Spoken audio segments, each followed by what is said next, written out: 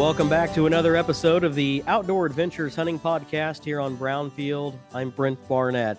And today on the show, we're joined by Josh Teulker, host of the Before the Echo Hunting Podcast, a really popular podcast that's out there. Josh, thanks for joining us here on the show. How are you doing today? I'm doing good, and thanks for having me, man.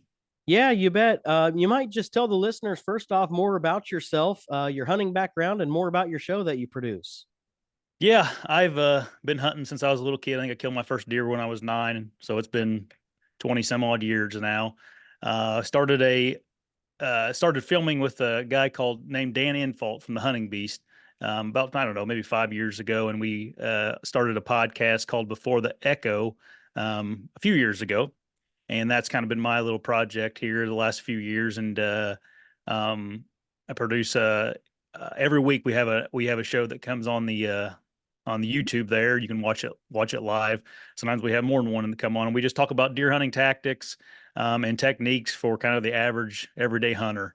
Maybe public land, it may be a little bit of private land stuff, but we try to focus on real life tactics. How's the show been going of late? How have you been seeing it develop and grow? It's been good. It's been good. Dan isn't really he's not a co-host anymore of the show. This year we kind of split apart mutually. Nothing crazy happened or anything. We just we were just doing each other kind of free favors, and we decided to keep going on our own channels. But it grew a lot this deer season, and it's continuing to grow. So it's been good, man. That's awesome. Well, happy for you there, and we'll stay tuned into that for sure. You know, here on the show today, Josh, I wanted to bring up the topic of traditional archery. I've followed some of your work in the past and know that that's something that you're really interested in and passionate about. So we haven't had too many shows about traditional archery here on the Outdoor Adventures podcast. So I didn't know if maybe first off, as we kind of dive in, if you could maybe give the listener some insight of how you got started shooting traditional archery equipment. Yeah, to be honest with you, I think I killed my first buck with a trad bow. Oh man, probably back in like 2012-ish, 2013. I can't remember exactly, but it's been about 10 years, which is kind of crazy to think. But honestly, I was always a big Fred Eichler fan. Is how I got into it. Nobody in my family shot traditional bows or anything. And I don't know if you guys know who Fred Eichler is, but he had like a show called Easton's Hunting Adventures or something like that. But he was a trad bow guy, and he would shoot anything. I mean, he wasn't, typically on the outdoor channel when you're watching those shows, the guys are just shooting, the biggest buck in the area. But he would shoot like a little dink 4-pointer, and he would just get so pumped up about it. He'd shoot it with a recurve bow, and I just thought that was so cool. So um, I finally got a Hoyt Dorado is what it was called. And started practicing with it one summer and ended up shooting like it was like 100-inch 8-pointer with it that year. And I kind of got hooked ever since. I still shoot a compound. Also, I just love archery. So I do a little bit of both, but I've been pretty successful with a trad bow as well over the last 10 years. How did you, so with not having anyone in your family that had previously shot trad bows, maybe talk about how you developed your form, the correct shooting techniques. How did you learn all of that? So, YouTube back about 10 years ago, it was really getting popular. And I found a YouTube channel called The Push Archery. Matt Zernzak is the one who kind of runs it. And he had a complete video that was, I think it's over an hour long, but it just goes over everything traditional archery and kind of how the different ways to shoot a trad bow. And I watched that thing, and that was like kind of one of the only things on YouTube back then I could find that really gave some instruction on how to shoot. And luckily, this is super debatable in the trad archery world, but luckily I found Matt, and typically I think starting off, those guys at the Push, they have a really good method of shooting for new shooters, especially that made sense to me. So I kind of got going on their YouTube channel and listened to someone like Tom Clum, who's a traditional archery teacher. And that's kind of how I developed my technique and learned how to shoot a trad bow, because it's not, very few people pick it up and it's natural to them. Usually you pick up a trad bow and it's the most awkward thing you've ever tried to do in your life. So that's how I got hooked on it, man. The first time I shot a recurve bow was just within the last 2 years here. I had one that was kind of gifted to me through the family, through my grandpa's will. It's an Yeah. old bear. I think I want to say it's like a Kodiak Magnum. Yeah. Yeah. Yeah. Um, and I went to an indoor archery range here close to where I live. And I remember the first time I shot it, I thought, man, I'm aiming way too low. And I shot like like 2 or 3 feet above the target. Yeah. Just crazy, kind of trying to. So luckily they moved me over to like this giant bale, right? And we're like, why don't you stand pretty close to it? So, In the safe um, area over here. yeah. So, what would you say to folks that are trying to get into it that really have that itch to try out a recurve or a longbow? I think I think for one, most people generally are going to be coming from a compound world, and you just got to realize, like, you got to put your ego and your pride aside, and you got to realize, like, starting off, you need to shoot a light bow.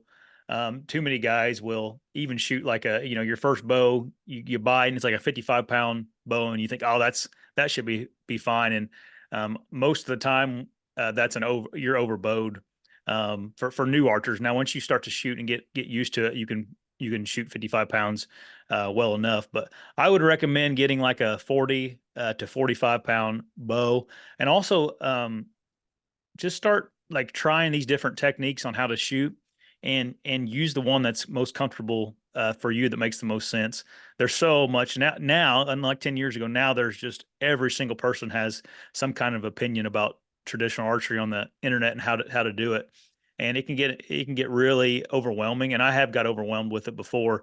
But I would recommend, to me, if you're coming from the compound world, get on the something where, if you research Tom Clum, or there's a few other. I think Rod Jenkins is another one that's a really good teacher. I would just research some of their stuff. You don't have to necessarily pay for a course or anything. There's so much stuff online now, but get on there and kind of get a good start.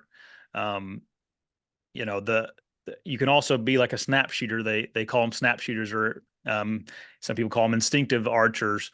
That works for some people too, and there's some instructional videos on that from like Fred Asbell. So it just depends on what you want. Like the guy, I don't know if you know who Whitetail Adrenaline is, Jared Scheffler. Yeah, sure. um, he shoots a trad bow now, and dude, the guy, he's the most unique shooting method that I've kind of seen, where he shoots from the hip almost. So you can do that too. So, but find what you think makes the most sense to you, and work on that. And don't, like, when I got going on it, I was trying to, I wanted to shoot instinctive, but no, let's try to aim, and now let's shoot a fixed crawl, and it just I got nowhere with it for a while. So, figure out what makes sense to you, and just focus on that until you get good at that. That's what I would recommend, and make sure you're not overbowed. Yeah, for sure. Oh, What kind of? can I say one more thing? Absolutely.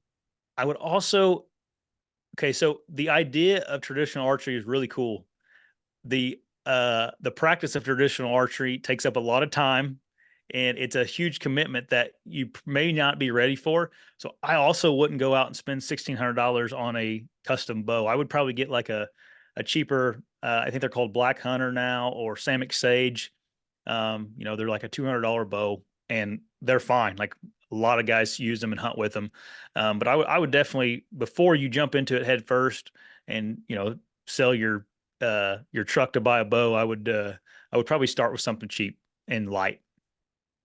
I'm nowhere close to being at a spot where I would feel comfortable taking it out to hunt at this point. Yeah, But just ethically, morally, whatever you want to say.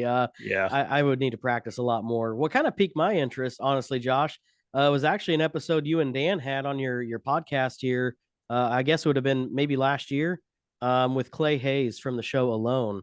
Him talking about some of his traditional archery, and then watching that series and seeing him have some success there. So that was kind of a cool interview you guys were able to get with him. Oh, yeah. And me and Clay have kind of became friends over the years, or at least close acquaintances. And he's another good one with lots of information on YouTube, especially if you're thinking about like making your own trad bow or something like that. He has all kinds of good. He has good instructional videos too on how to shoot. So he's another good resource.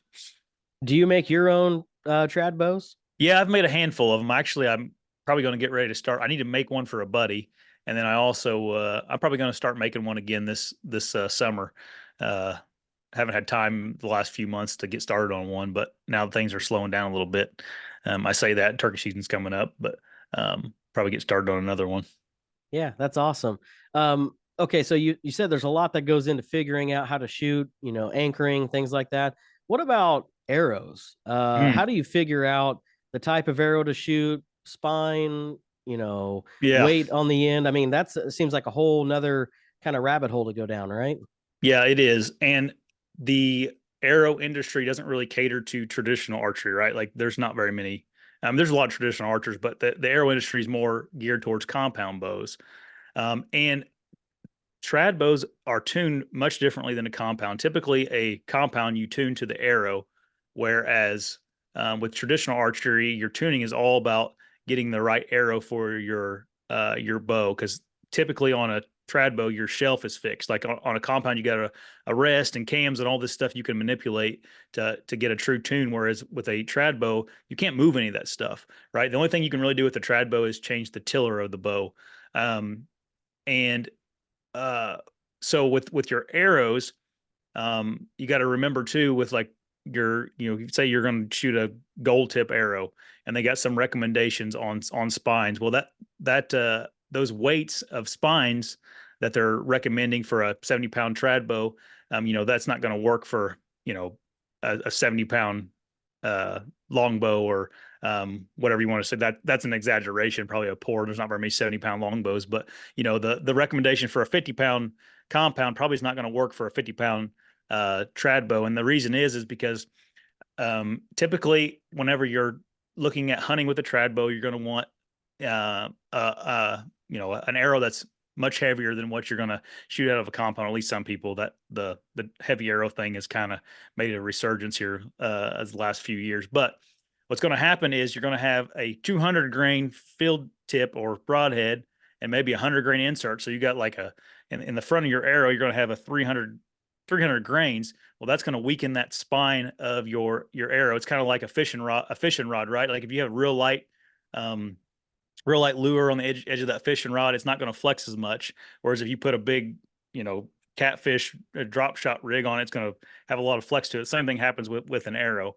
Um, so you're essentially going to, take some type of probably what I would suggest is get some kind of type of a test kit. Like Three Rivers Archery will sell a test kit of arrows where you have a range of different spines, and then get they also have a test kit of field tips where you'll have like a 150 grain field tip, 175, 200, 225, 250, and to tune your bow, you're gonna get the spine close, whatever that is for your bow, and then you're gonna start manipulating that spine's whatever you want to call it, the flex of that spine by adding or taking away weight. And your bow is going to like a certain spine tolerance, and to get that, you're going to have to mess with the point weight. And the bad part about that, or the frustrating part about that with the traditional archery, is like with our compound, we just throw in a 100 grain field tip. That's great. We have 100 grain broadheads. So that those are all like, and then you tune your bow to that.